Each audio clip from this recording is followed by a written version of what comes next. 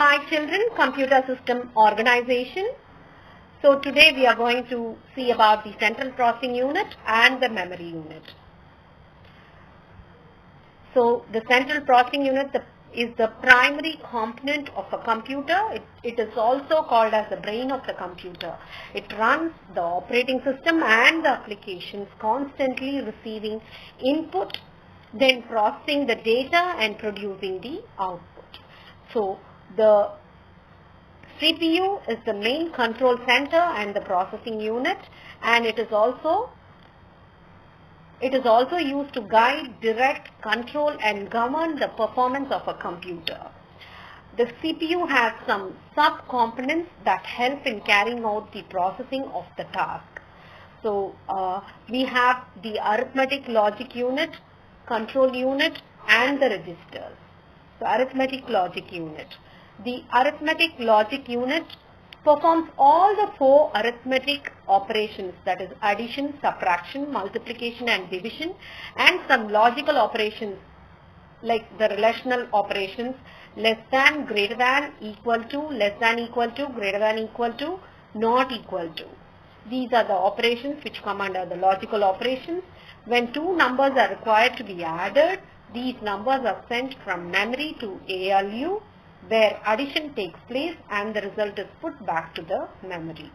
In the same way, other arithmetic operations are performed through ALU only. For logical operations also, the numbers to be compared are sent from memory to ALU, where the comparison takes place and the result is returned to the memory. The result of the logical operation is either true or false. These operations provide the capability of decision making to the computer.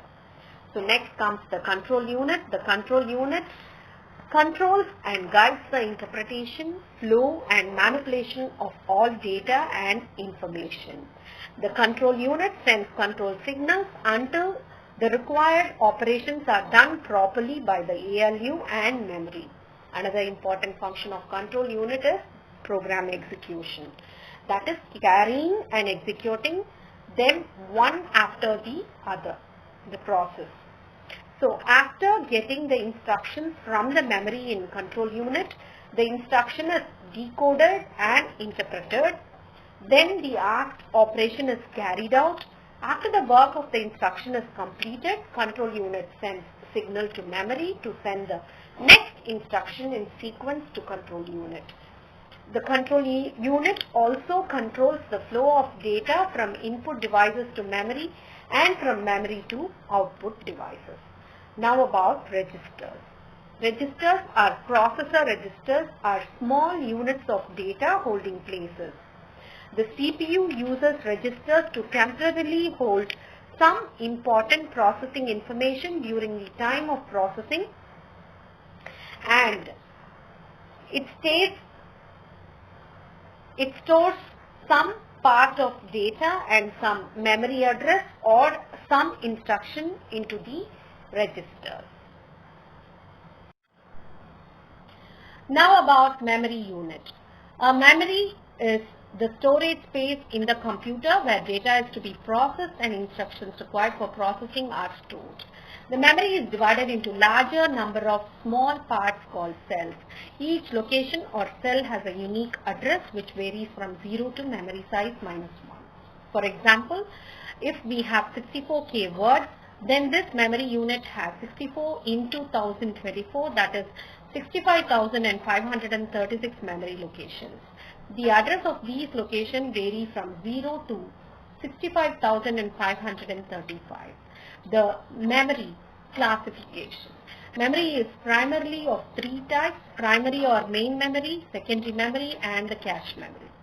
So now about the main memory. So main memory, we divide the main memory into two types. One is RAM and the other one is ROM. So RAM is volatile and ROM is non-volatile. Volatile in the sense when the power is gone, the data inside it is gone. So the most modern semiconductor volatile memory is either static RAM or dynamic RAM. So the RAM is divided into dynamic RAM and static RAM. So dynamic RAM is made up of transistors and capacitors. The amount of time taken to produce data required from memory from the start of access until the availability of the data is called memory access time. Today's DRAM chips have access times ranging from below 20 to 70 nanoseconds. Static RAM. These are made up of flip-flops and offer faster access times, about 10 nanoseconds than DRAM. Static RAMs are thus used in specialized applications, while dynamic RAMs are used in the primary storage sections of most computers. Now about ROM. As the name implies, read-only memory is the memory unit that performs the read operation only. It does not have a write capability. This implies that the binary information stored in the ROM is made permanent during the hardware production of the unit and cannot be altered by writing different words into it. Whereas a RAM is a general purpose device whose contents can be altered during the computational process. ROM is restricted to reading words that are permanently stored into the unit.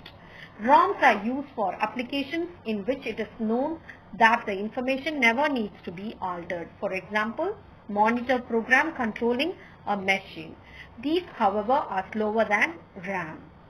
There are various types of ROM which are given below. PROM, that is programmable ROM, also called OTP, that is one-time programmable.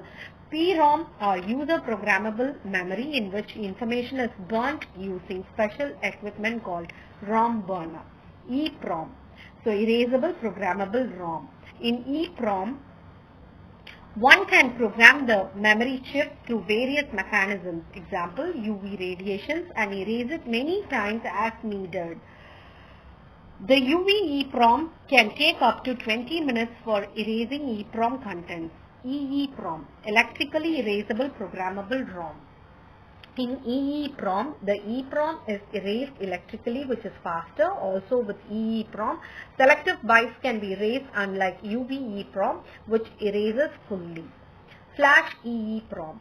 It is like EEPROM, but it is very fast comparatively. Mask ROM. Mask ROM refers to the kind of ROM in which the contents are programmed by the IC manufacturer. It is not the user programmable ROM. Now about cache memory. Cache is a very high-speed semiconductor memory which can speed up the CPU. It acts as a buffer between the CPU and the main memory. It is used to hold those parts of the data and program which are most frequently used by the CPU. The parts of the data and the programs are transferred from the disk to cache memory by the operating system, from where the CPU can access them. So now about the advantages and disadvantages of cache memory. Advantages: cache memory is faster than main memory. It consumes less access time compared to the main memory. It stores programs that can be executed within a short period of time. It stores data for temporary use. Disadvantages: cache memory has limited capacity and it is very expensive. Secondary memory. So secondary memory is a permanent storage memory. Secondary memory devices used to store large amount of data permanently. There are various types of secondary devices available today. So few examples are hard disk, that is the local disk, optical disks like CD-R, CD-RW, DVD-R, DVD-RW, pen drive, floppy disk, memory card, external hard disk. So let's see elaborately about these devices. Hard disk. The hard disk memory store information on one or more circular platters or disks which are continuously spinning. These rotating disks are coated with a magnetic material and stacked with space between them. Information is recorded on the surface of rotating disks by magnetic heads as tiny magnetic spots. The hard disks of today have storage capacity measured in gigabytes up to terabytes. Now about the compact disc, that is the CD. So CDs are optical media. These are relatively cheap and have a storage capacity of up to 700 MB. There are three main types of CDs: CD-ROM, CD-R, CD-RW. CD-ROM is read-only memory. This is used only to store information and cannot be used to store data. It is mainly used for CD distribution, that is software, games, e-books. So CDR, compact disc recordable. It is mainly used for CDR and can be returned on only once, and this can't be erased. CD-RW, rewritable. CD-RW is an erasable disk you can write on multiple times. DVDs. So DVDs also have different types: DVD-ROM, DVD-R and DVD-RW. It is an optical storage device that looks the same as the compact disc but is able to hold about 15 times as much information and transfer it to the computer about 20 times as fast as CD-ROM. So we call it as the super density disk, that is SP, which can hold up to 17 gigabytes of data and 4 hours of movies on a side. DVDs come under 3 varieties, that is DVD-ROM, DVD-R and DVD-RW. So DVD-ROM is read-only DVD. Once recorded initially, you cannot write on it.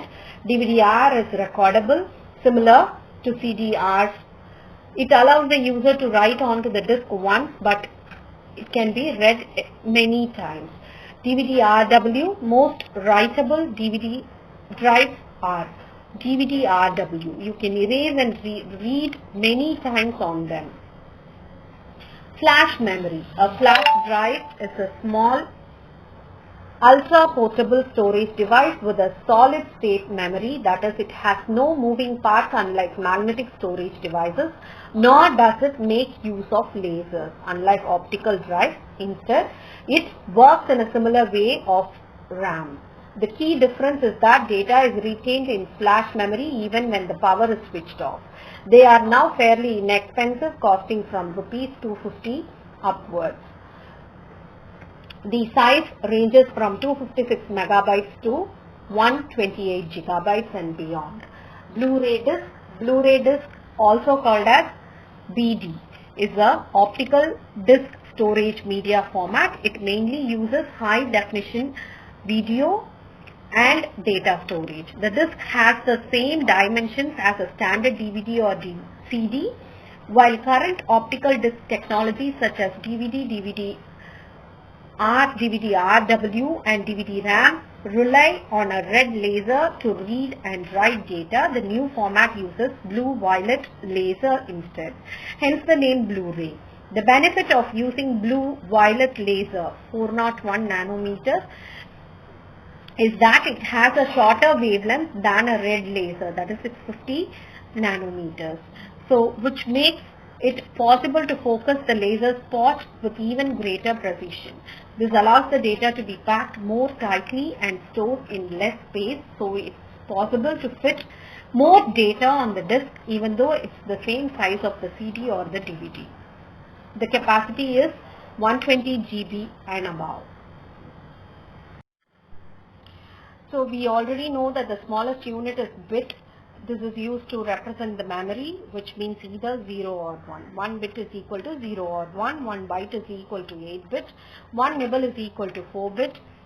1 kilobyte is equal to 1024 bytes. That is 210 bytes.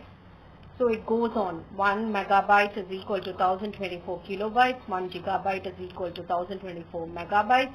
And 1 terabyte is equal to 1024 gigabytes. 1 petabyte is equal to 1024 terabytes. 1 exabyte is equal to 1024 petabytes, and 1 zettabyte is equal to 1024 exabytes, and 1 yottabyte is equal to 1024 zettabytes. So this is how it goes on, and with this we complete the memory unit. Thank you.